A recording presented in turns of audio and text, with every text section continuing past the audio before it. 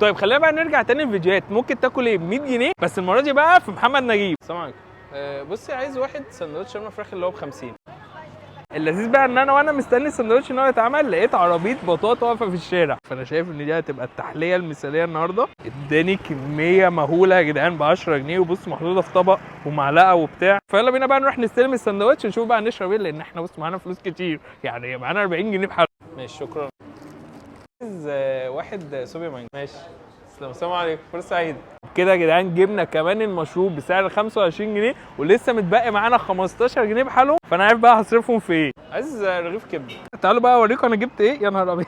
وخلينا نبدا اول حاجه بقى بسندوتش الشاورما ب 50 جنيه ده. وده كده بقى ايه يا جدعان شكل السندوتش، يعني فيه لحسه شاورما من القلب. ماشي. هو مليان توميه ومخلل ومتروق عليه الصراحه.